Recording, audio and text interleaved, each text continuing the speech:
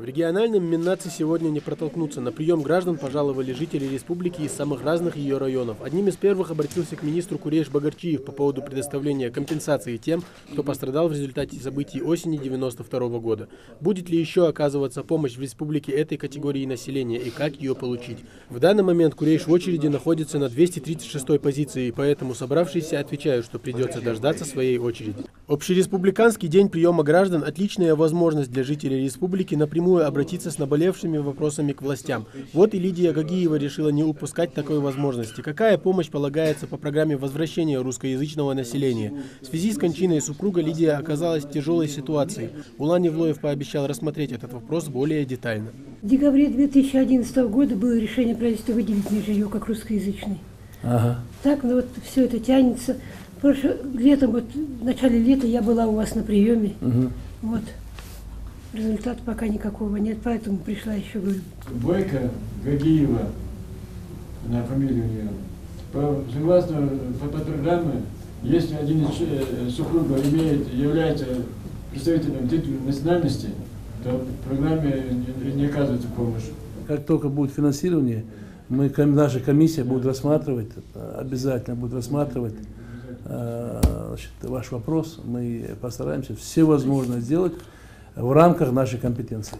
Всего в рамках приема граждан в ведомство обратились десятки людей. Чьи-то вопросы требовали более тщательного рассмотрения, другие же получают информацию на месте. В целом можно оценивать результаты дня положительно, отметили в ведомстве. В основном вопросы граждан к нам, это, можно сказать, почти 99%.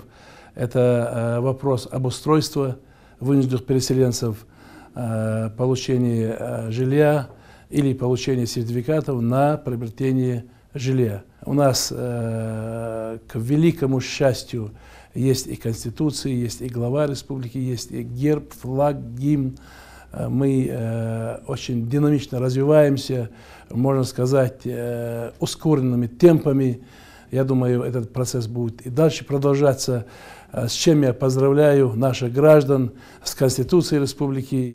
В региональном Минздраве сегодня также много желающих попасть на прием к министру. Марема Рабханова работает также без передышки и предоставляет каждому из посетителей развернутый и четкий ответ. Здесь так же, как и в Миннатсе, некоторые вопросы можно решить, что называется, не отходя от кассы.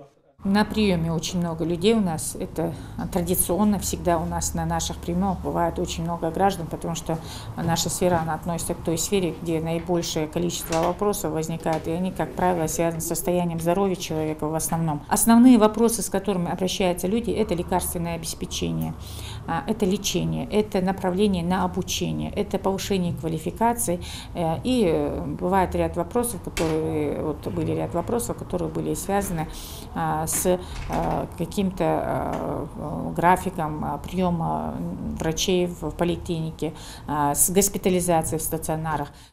Ровно в 12 часов дня прием также начался и в администрации Назрани. Для многих эта встреча давно стала хорошей возможностью на месте и максимально быстро решить проблемы и внести предложения. А их, судя по количеству посетителей, немало. В основном вопросы касаются здравоохранения, образования, трудоустройства и жилищно-коммунального хозяйства. В основном мы из обратившихся трое человек были по вопросу трудоустройства.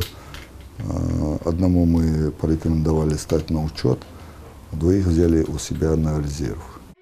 Местные власти на приеме граждан должны не просто выслушать, но и разъяснить заявителю, каким может быть решение данного вопроса, а также приложить все возможные усилия, чтобы в течение нескольких дней поступившие заявления были отработаны и даны исчерпывающие ответы. Тамерлан Хамхоев, Рина Цичоева, Гапур Черкиев, Новости 24.